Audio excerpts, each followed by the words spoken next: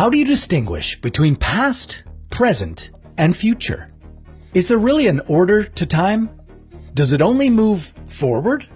Does it move in any direction at all? Stop the clock, abandon all assumptions, and try to stay calm. This mind-blowing experiment will only take a few minutes, whatever that means. This is What If, and here's how time could be an illusion. In 1915, Albert Einstein published his general theory of relativity, which changed, changes, and will change the way we perceive time. In this groundbreaking theory, he proposed that the laws of physics are the same for all non-accelerating observers. This basically explains why, if you were to watch a car drive past you, you would interpret the car's passengers as moving at the same speed as the car, since their speed is relative to your position as an observer on still ground. Meanwhile, inside the car, the passengers feel like stationary objects, since their motion matches the car's motion relative to the outside world.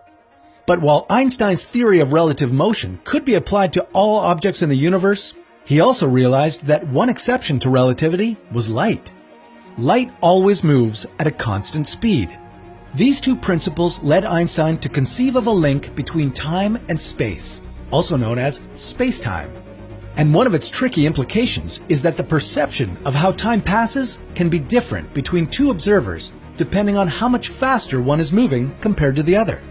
So, if it's possible for two observers to have two accurate perspectives of time's passing, but for those perspectives to be different, whose clock is right and whose is wrong?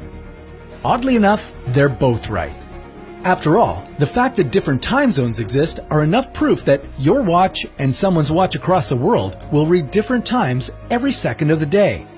We're inclined to think of the passing of time as objective or universal, since humans have all more or less agreed on the same system to organize our busy lives and to be on the same page with our neighbors, either next door or a few countries over.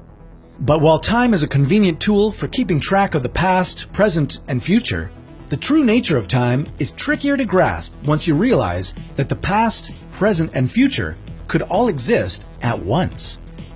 When you look up at the sky, you might be able to point out Proxima Centauri. After the Sun, Proxima Centauri is the closest star to Earth, and it's only about 4 light years away.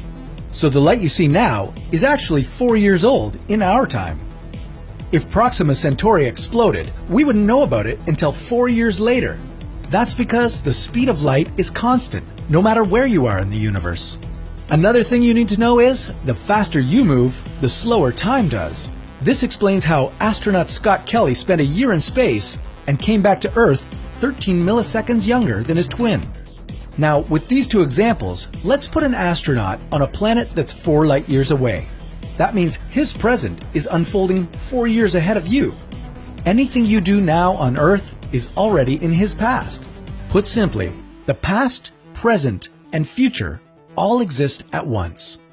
Now, before you have an existential crisis, there's a theory that might make living in the past, present, and future all at once a little easier.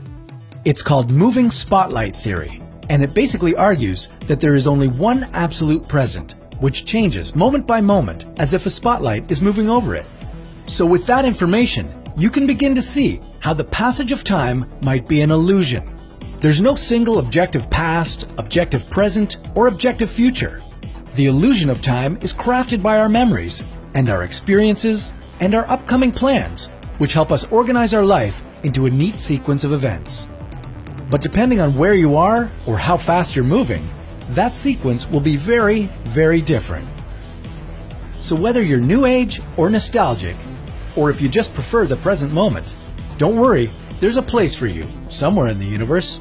It might take you hundreds of years to get there, but if you move fast enough, you'll get there in no time.